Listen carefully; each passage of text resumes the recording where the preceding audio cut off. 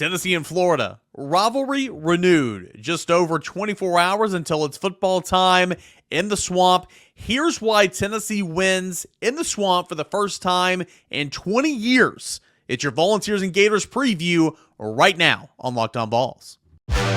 You are Locked On Vols, your daily podcast on the Tennessee Volunteers. Part of the Locked On Podcast Network, your team every day.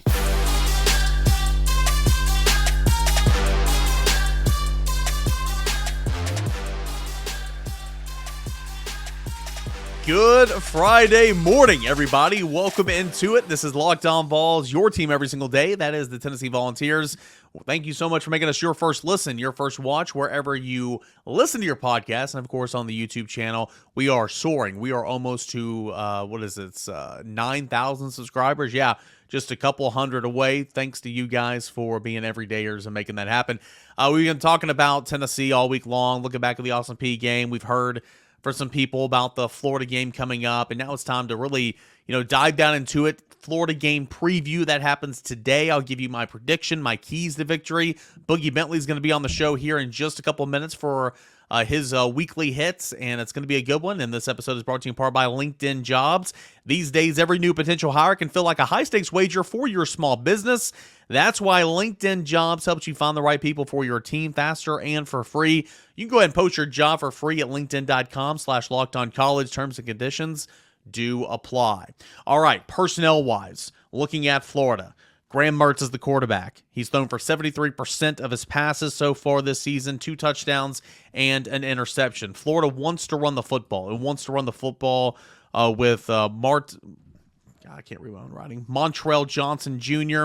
and Trevor Etienne. Both those running backs have 18 carries on the season. Etienne has 109 yards and a touchdown. Johnson Jr. has 125 yards and 2 touchdowns. Both are averaging over 6 yards a pop. Not a whole lot at the wide receiver position for Florida in this one. Ricky Pearsall is a name that you probably remember. He had a big game against Tennessee last year. He's back. He's already has 14 receptions, 215 yards, and a touchdown. He's averaging 15 yards per catch. A guy they want to work into the rotation, 5-star freshman wide receiver, Eugene Wilson III. He goes by Trey because he's the third. 6 receptions, 60 yards so far, but he's a playmaker. And he lined up, took a direct snap at one point against McNeese, and he's a guy that Florida is going to want to work in the rotation for sure. And got to watch out for in a game like this against Tennessee.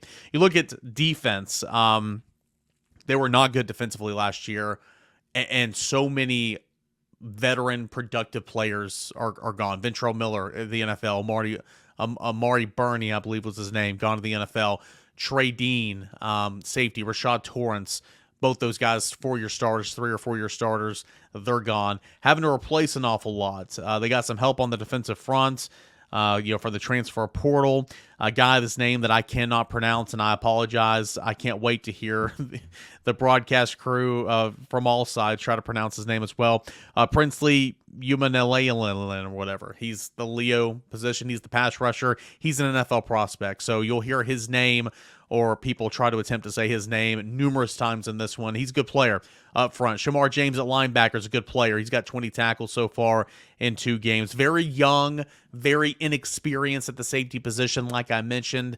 Those veteran safeties are gone, so you have a true freshman and you have a sophomore starting at both safety spots. Again, chances to exploit that for sure if you're these Tennessee wide receivers and if you are Joe Milton. Billy Napier, second season. Huge game for Billy Napier because of your big rivals, LSU, Georgia, Florida State, and Tennessee.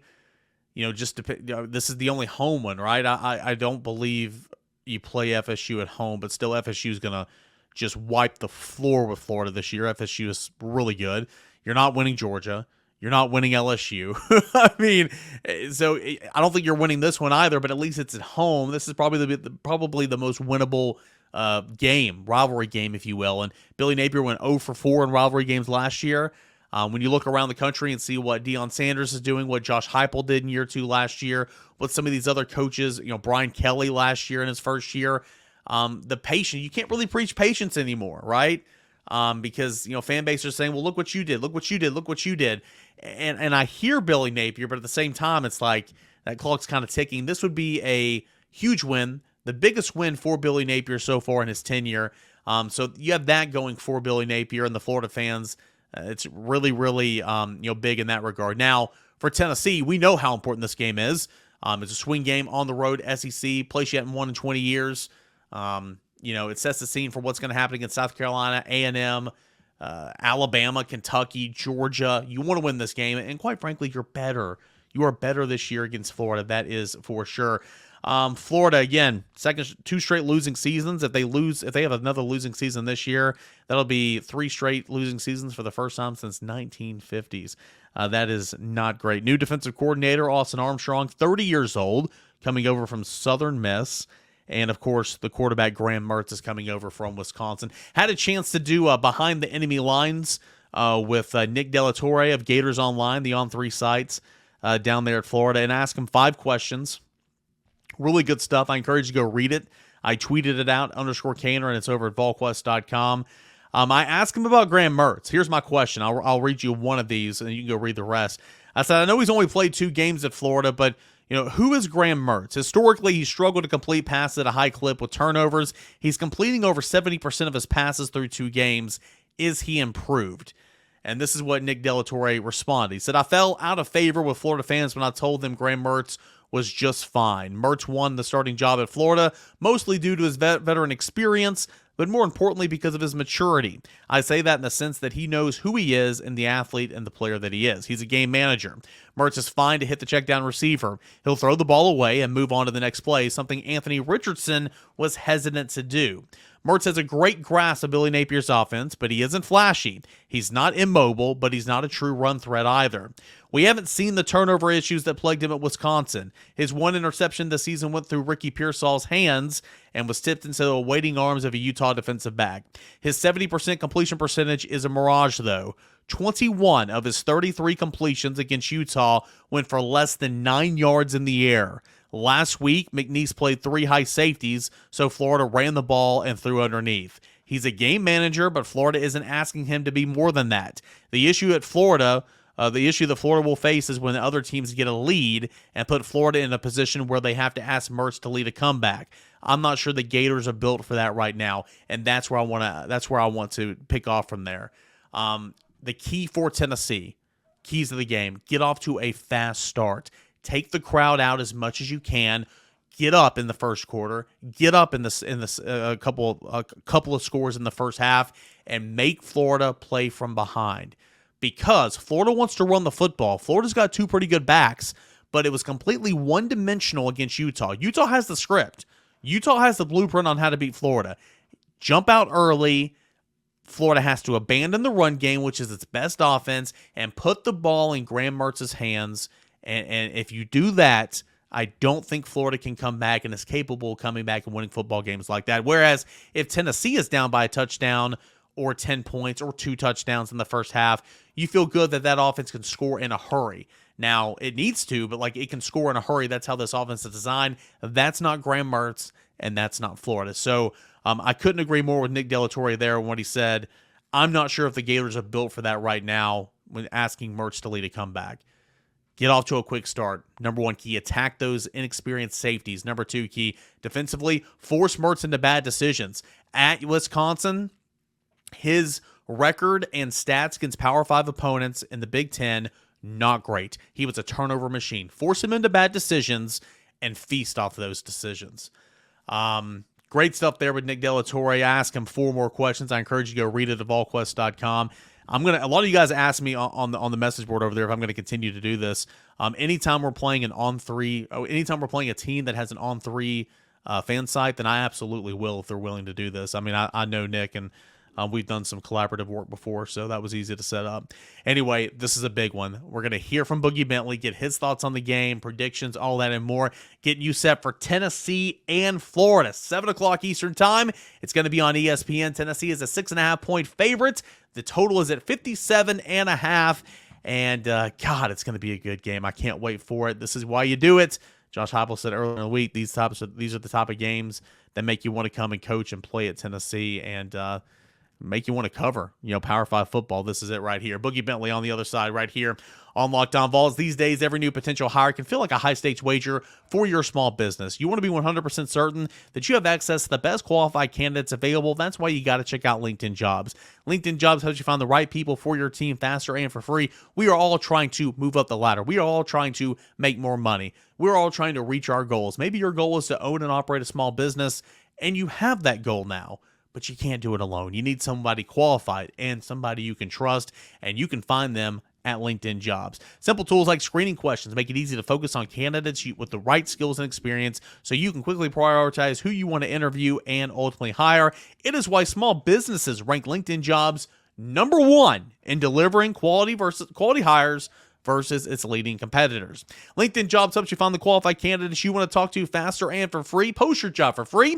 That's at linkedin.com/lockedoncollege. linkedin.com/lockedoncollege to post your job for free. Terms and conditions do apply. All right, guys and gals, a couple more segments left here of this week's worth of Locked On Vols, segments 2 and 3. It's going to be a Locked On Talkin Vols crossover. Eric Cain, Boogie Bentley from the Talkin VAWLS Network. Boogie, it's Florida week, man. Tennessee plays Florida tomorrow. It's time to get excited, right? Yeah, I know the early in the week, man, I feel like we were suffering from a hangover. We had to get over that Austin Peay game, but the more the week has kind of played out, it's go time, man. It's Gator Hater week. We got just, 36 hours till this game kicks off? I'm guessing. Actually, it's probably way more than that because you work hard. You're up at midnight uploading videos, doing the Lord's work. So that's how that works, yeah. It has nothing to do with setting that timer, right? Yeah. Look, it's go time, man. It's go time. It's the day before kickoff. I'm ready to rock and roll. Tennessee, let's get fired up, man. Well, yesterday on the show, we did a crossover with some other Locked On hosts, and I gave my prediction. I gave it a little bit more in the Florida preview in segment 1 of this show, but I mean, let's jump right to it, man. I'm picking Tennessee to win. I understand it was very uninspiring football offensively against Austin Peay, and we'll get into more of that as you and I talk over the next 20 minutes or so. But I've had Tennessee all offseason. I'm not changing my pick. I like Tennessee. Now, there are going to be some things Tennessee's got to do, and got to take Florida out of their game plan, got to take the crowd out of it. I get all that. I'm taking Tennessee. I think it's a better roster right now. I think you got better athletes. I think you got much better playmakers. There's just too much that I like about Tennessee when in comparing to Florida. Even knowing the history, knowing you haven't won there in 20 years, I get all that. I'm picking Tennessee. I think it's going to be close because it always is. Even last year when Tennessee was beating the brakes off of them, it was still close in the end, 35-28-ish, somewhere around there. Where are you? What's your prediction? I would assume you have Tennessee as well.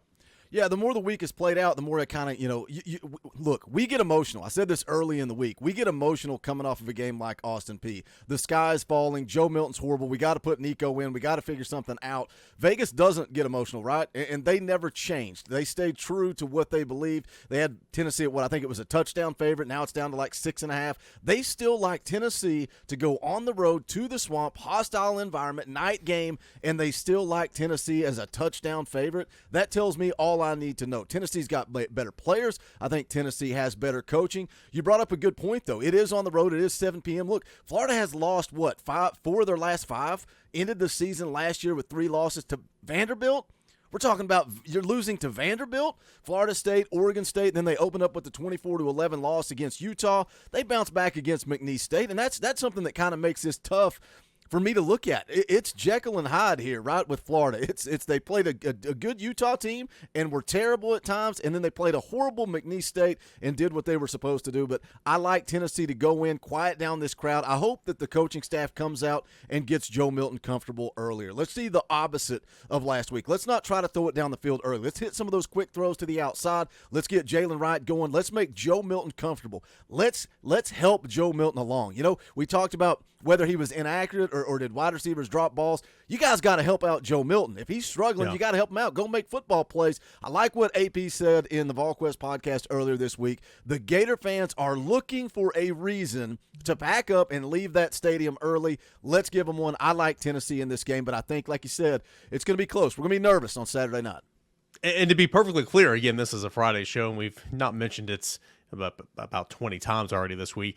It was both. Joe Milton was inaccurate. Right. Joe Milton did not throw good footballs, but also receivers are not helping out your quarterback. And even when he did throw good footballs, your receivers just dropped. I mean, it wasn't all Joe.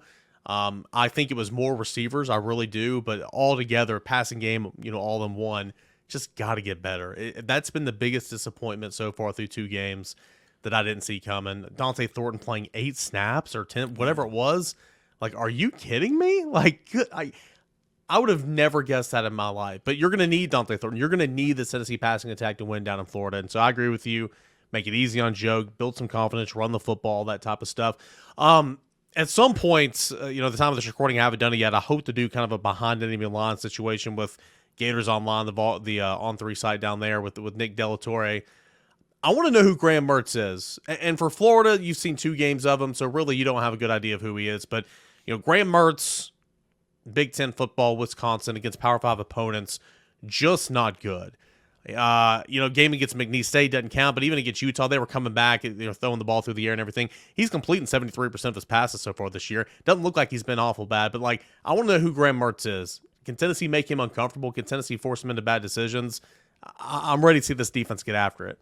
Yeah, that's where I'm at. And it's the old saying. It reminds me of the Fulmer and Spurrier years. Whoever runs for the most yards is going to win the game. But that kind of feels how this is, because I think both teams probably going to have the same game plan. Like I just said, make Joe Milton comfortable. I think Florida wants to make Graham Mertz comfortable. Don't rely on him. On the flip side of that, Tennessee needs to stop the run and then pin their ears back and get after Graham Mertz. They're leading the country in sacks. They're leading the country in tackles for loss. If one thing has been true since Rodney Garner came back to Tennessee, it's that this defense is going to stop the run. So can you force Graham Mertz to try to beat you with his arm? And if so, pin your ears back, get after him. Florida gave up 5 sacks to Utah. Right, coming out of that game, I'm licking my chops saying, oh my goodness, Rodney Garner is going to have a field day. We've seen Tyler Barron coming on. We've seen this defensive line getting after the quarterback. We said all offseason, can they do it with 4? They can do it with 4.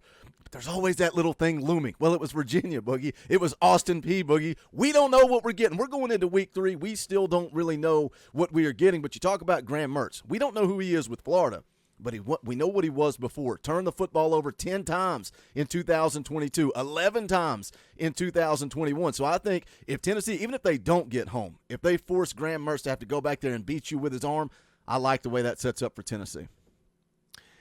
Look at Tennessee.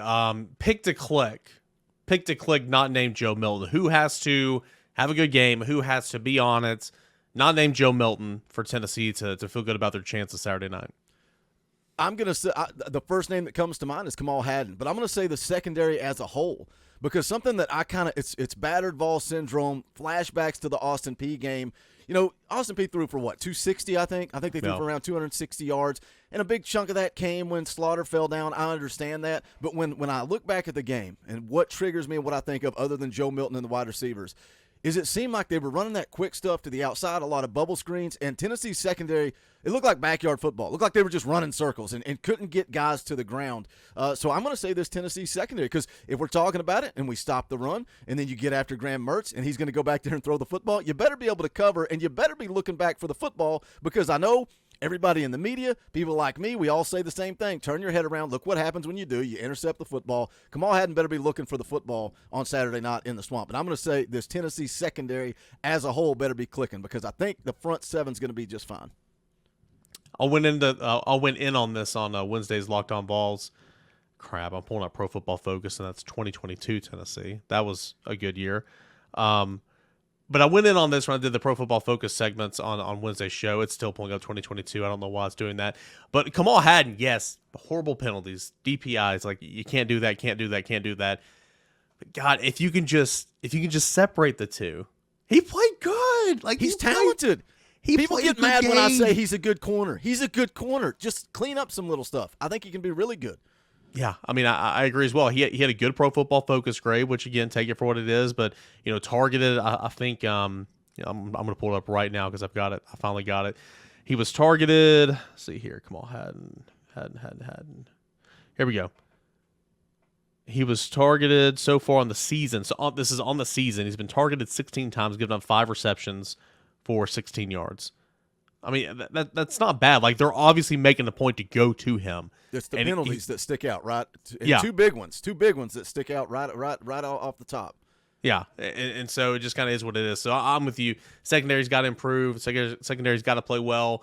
Tennessee's got to play well in a number of areas, and we'll see if it can do just that. Hey, we'll come back. We'll preview more of this Tennessee-Florida game. We will look at Tennessee and Florida from a statistical perspective, all that and more. That's coming up next right here on Locked On Vols. But quickly, I want to tell you guys about our friends, our proud sponsors, and that is FanDuel Sportsbook. It is America's #1 sportsbook. You get ready for the NFL season. It's already started, but there's an incredible offer over at FanDuel. It's America's #1 sportsbook. New customers can bet $5 and get $200 in bonus bets. That's guaranteed. Again, $5 and get $200 in bonus bets guaranteed. Plus, all customers that bet $5 at FanDuel Sportsbook will get $100 off NFL Sunday tickets from YouTube and YouTube TV. That's not a bad deal whatsoever. And if you have that NFL Sunday ticket, man, that makes that Sunday a breeze when you're perusing those NFL slates.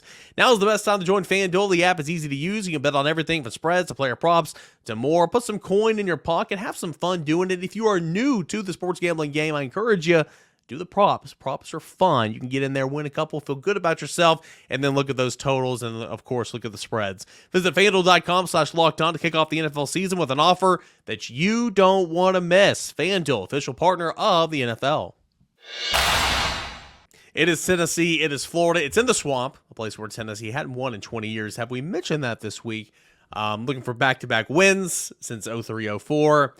Looking to just continue. It felt good last year, being back in Neyland Stadium, beating your rival. Can you do it again on the road? And can you really just shut up an opposing crowd and a rival crowd that Tennessee talks a lot of smack on social media? So does Florida. It's the pageantry of college football. All that, it starts this week. I'm so excited. Boogie Bentley, Talkin VAWLS. Man, Florida's going to try to run the football. You got two pretty good backs, but if you look at that Utah game, they were playing from behind. I get it. 13 yards rushing. I don't take anything they did against McNeese State to heart because it's McNeese State. But Florida's going to want to run the football, and they've got two talented backs. What a challenge for Tennessee's defense. Yeah, I mean, you look at the numbers and you think, man, Florida, 170 yards per game on the ground, but you look what they did against Utah. It goes back to what I said in the first segment.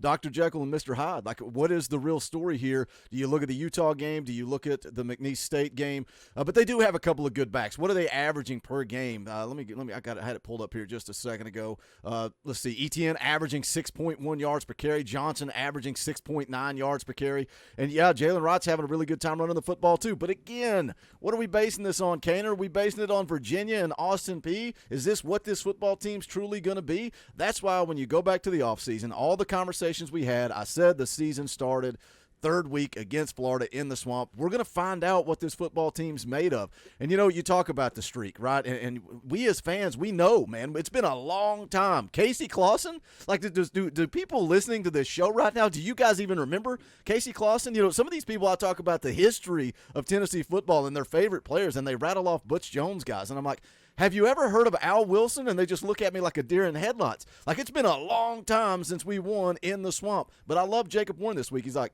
we don't really think about that. They don't really care about that. All they're focused on is the task at hand. We can talk about the players-only meeting. We kind of joked about it off air. That's something that we talk about, the media talks about, the fans talk about. The players, it's just another day in the life of a college football player. Hey, let's get our head on straight. Let's go down to the Swamp. Let's kick somebody's ass. That's what we're playing to do. What I like about that, though, is Joe Milton taking that ownership, taking that leadership. Because we, again, like we said in the first segment, we can blame Joe. We can blame Ramel Keaton. We can blame Brew McCoy. We can blame everybody. Joe said, hey, I'll take it. Put it on me. I'm the leader of this football team. I have to be better. Let's go beat Florida in the Swamp. So I like the mindset of this team, but we're going to find out what they are made of at 7 o'clock on Saturday night.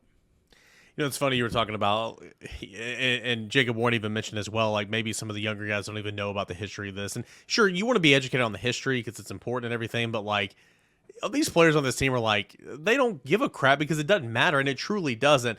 I was making the joke on Trail Tidbits with Matt Ray earlier this week. It's like the same thing with Prime right now, Deion.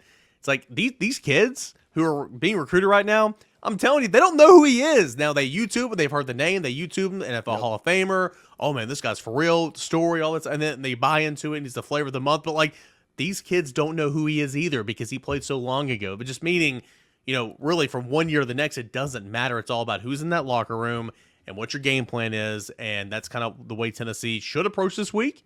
And that's the way Tennessee is approaching this week. that's why when we talk about recruiting, right? We talk about recruiting. It's important that Josh Heupel, his guys go and have success. Guys like Hendon Hooker, guys like Jalen Hyatt, those guys need to go off to the league and have success because then Josh Heupel can use that on the recruiting trail. Even like I was even talking about Peyton Manning this week. I'm like, do some of these kids, sure they know who Peyton Manning is, but do they know who he is because of the Manning cast, or do they know who he is because of his career at Tennessee, right? Yeah. And there's Tennessee guys who is a great Tennessee player and who is a great NFL player. There's a difference there too, but yeah, we care way more about the history than these kids do. They care about the here and the now and themselves, right? They're trying to make the best decision for themselves and their family. What do you think about Deion? Not to get sidetracked on Gator Hater Week. I've already been accused of being a Colorado fan. This is Locked On Vols, Boogie. Hey, all I'm right. going to trade this App State hat in for a Colorado hat. Let's go. We coming. I think I would not enjoy covering that program. Seriously, I bet a lot of people on the outside are like, oh, man, it'd be so great to be around that program. Not a so media excited. guy. Like, no, to be on the beat for that, no. If I was sitting in that press conference after a win like that and Deion's like, looking at me and saying, do you believe now? Do you believe now? It's like, it's not my freaking job to believe in what you're doing. Like, it's your job to talk about it. That's it. Yeah, people on the broadcast, it was a national radio broadcast. I was on my way home from Virginia when that happened, and the guy on the panel was like, oh, he's not talking to the reporter. He's talking to his team through the reporter. As a reporter, I don't give a shit. Don't talk to me like that. Anyway, sorry. Sorry. I brought out the best on this Friday edition of Locked On Vols. We're getting off the rails here. I think he has done everything he said he was going to do. It's been fun to watch. I'm not like rooting for him to fail. I love him as a player, and he's a great personality, and he's showing that he's a good coach. Get that staff that he's assembled is good. Hunter, I'm intrigued to see where he is in 5-6 weeks.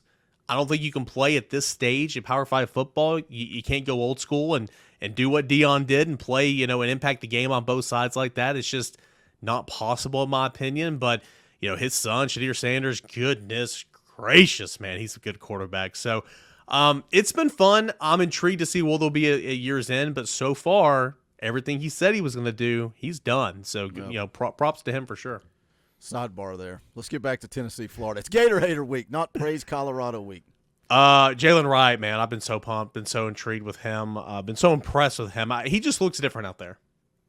Yeah, it's fun when we talk about it, right? When it's the story, the off year, it's like Jalen Wright. It's time for him to come on, and we kept saying breakout year. Well, a lot of people didn't. It's like he led the team in rushing last year, but this year has been something special. Just looking at his numbers, I mean, I don't care who you played. I don't care if it's Virginia and Austin Peay. You're averaging 9.3 yards per carry. It's been amazing. So much so that we're really not even talking about Jabari Small. He's averaging 6.2. He's running hard. Jabari Small looks good too, and I get it. Everybody loves Dylan Sampson. So do I. But the two-headed monster is Jalen Wright and Jabari Small, and I think it's such a key factor. Again, just to go back and beat it into the ground, Tennessee's got to be able to run the football on Saturday night. I think that's how you make Joe comfortable. Run the football, play good defense, give him some easy throws, and then you're going to take your shot. Florida's going to creep down in the box. They're going to try to make Joe throw it. We need success in that vertical passing game. That little stuff to the outside, it might work against Austin Peay. I don't think it's going to work against teams like Florida in the SEC. You got to be able to stretch the field, and we've seen Josh Heupel do that, right? It's the cool, cute little thing to say, oh, we've been vanilla, we've been basic. We're not going to be that on Saturday night, so we'll see what this offense is made of. I think the we'll know perimeter more. passing game, we'll the know screen. I was going to say the screens and all that.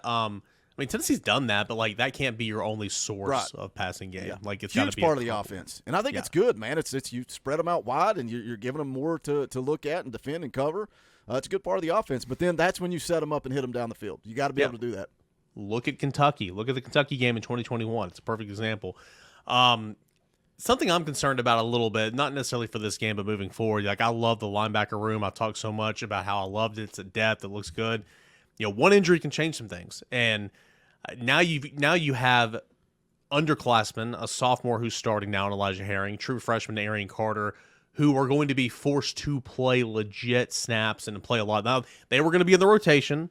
They were going to help out a little bit, but now they got to shoulder the load. Any worry, first road game, SEC play, Elijah Herring, time to step up. Arian Carter, you made the comment earlier this week, and when I went back and watched it again, I couldn't agree more. Not his best game against Austin Peay. Second game ever. Not his best game. But I mean, essentially, those two guys got to grow up in a hurry. Is that a little concerning for you on defense? Yeah, there's a difference between getting some run and being the guy, right? Yeah. And that's what we're seeing. I think Elijah Herring's played good football through 2 games. But, again, the competition steps up a little bit this week against Florida. But it is a concern because Brian Jean-Marie, they want to rotate probably 4 guys really. But we said it week 1, and this defense looks the best when Keenan Peely was out there beside Aaron Beasley. Aaron Beasley just absolutely balling out. I mean, he is playing such good football. And when Keenan Peely was out there, man, I thought the defense looked really, really good. Again, Virginia, right? Virginia. But, yeah, I am concerned because Elijah Herring now, instead of coming in every few series, or if he struggles, right? And then Brian Jean-Marie's like, all right, let's get Beasley out there, get Peely out there, and let's settle in and let's play some defense. Yeah. You don't have that option anymore. It's Arian Carter, it's Elijah Herring. So, yeah, I'm with you, man. I'm concerned because I like the veteran leadership that you had out there as your starters. But we'll see. We'll see. I like Elijah Herring. I do too. I think a guy that was pretty much just kind of a throw-in at the time in March or April whenever he committed. He was Tennessee's first commit for Josh Heupel. And the thought was always like, oh, well, we want his brother. We want his brother. We want his brother. And then over the summer, they got him in there back when you could do this and get him a private workout. And they're like, oh, man, we really like this guy. And then as a freshman, got a little bit of run. It's like, okay, this guy's a player. And now he's a starter. I like him as well. Last thing, get back to Tennessee, Florida. We debated this on the Rocky Top Roundtable on Wednesday earlier this week at VolQuest.com. And I think it's a really good question. What's more important this week, the mid-8 or the first 8? First eight. I agree. You always want to win the mid-8. And Tennessee's been suspect on offense first 2 games, but they've won the mid-8, the middle 8. They've looked really, really good. This week you want to win that, but I think it's so critical to win the first 8, get out there, put the pressure on Florida, and get some confidence going offensively. Their fan base is in this unique spot, right? Because, again, they lost the last 3 games. Last year they lose to Utah. If they lose to Tennessee on Saturday night, a lot of these fans are going to pack it in. They're going to be done with Billy Napier. On the flip side, they're foaming at the mouth. They want revenge for the game last year. They want some glimmer of hope. I've been comparing it to like the Butch Jones years, the Derek Dooley years, where the wheels, forget falling off, the wheels are 8 miles down the track. They fell off a long time ago, and I'm sitting here going, well, I mean, he needs just give him 7 more years, and I promise Butch Jones is going to be the guy. That's where they're at. You give them a little glimmer of hope in that first 8 minutes of that ball game, the swamp is going to erupt. It's going to feel like it's the freaking mid-2000s, and Tennessee has no shot. We as fans, Joe Milton goes out and throws a pick, or we fumble the opening kickoff. Something stupid. You come out, a holding call, and it's 1st and 20 right out of the gate. Well, this ball game's over. It's over, and you're 30 seconds into the game, and you've given up. The first, I'm not even going to say first 8 minutes, the first 5 minutes, the first 4 minutes, the first 2 possessions. We kind of joked about it last night. Whatever day this is being recorded and going up, we talked about it. We were kind of saying picture perfect scenario. Florida receives, Tennessee gets a 3-and-out. D. Williams house call. They're leaving. 7-0, and they're leaving the stadium. The start of this game is more important than anything. Did they disagree with you on that? No, it was fun. Like Austin asked the question, and I think Brent and Rob both said the mid-8, which, again, you want to win that, and Tennessee's been good at that. Yep. Austin said the first 8, and I think I agreed, or I said the first 8 and he agreed. Whatever. I think it was kind of 2-2. Like, both are super important, but I think first road game, hostile environment, especially the way you played offensively last week, I just think it's so important. Like, the Virginia game, you received the opening kickoff, you marched down the field, you scored. Or did they receive the opening kickoff? I can't remember. You scored on your first offensive possession, but then it was crickets for like 4 or 5 series. Yeah. And so it was really not a very good first half. Then you scored twice right before the half. That's that mid-8. So, again, I just think that you got to take the crowd out. You got to have some confidence early. And so that's why I say the first 8. They did it. They did it against Austin Peay too, right? It was 6-6, and they go down and score right before the half. They come out and receive and they go down and score again, and the game was over. Which I don't think a lot of us were really thinking, are we really going to lose this game?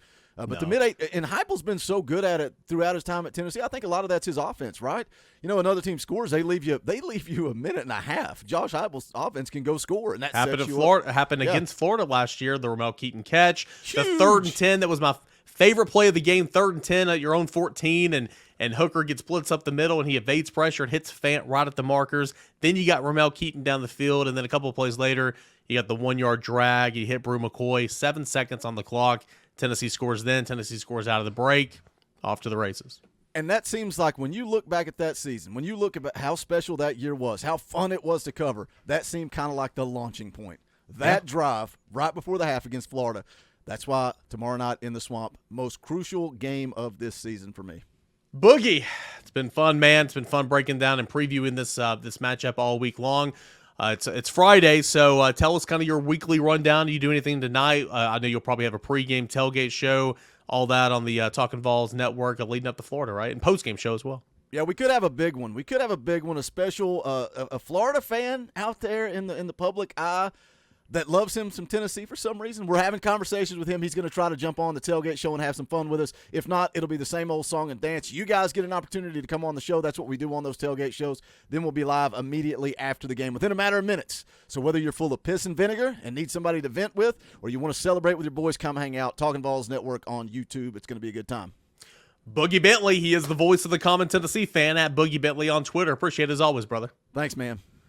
All right, guys. So let's go time, right? We've reached the end of the week. We've had a great time kind of previewing, talking everything Tennessee, Austin Peay, Tennessee, Florida. And now it's time to go play. We'll see what happens. I will have a quick, immediate reaction YouTube short. I'll put it out there on social media right after the game. I'm going to tell you right now, I will not have a postcast because I will be getting all the work done, leaving the swamp at 1, 2 a.m., driving 2 hours to a airport hotel and then getting on a plane. It's away trips suck in that regard. But we'll be back Monday, stronger than ever, and we'll have every single angle of this football game covered. We'll hear from you, Twitter Tuesday, all that and more. Plus, we'll see what happens. As Boogie just said, last year, as great as that season was, it was the launch pad that went over Florida, the launch pad for what's to come. Couldn't agree more.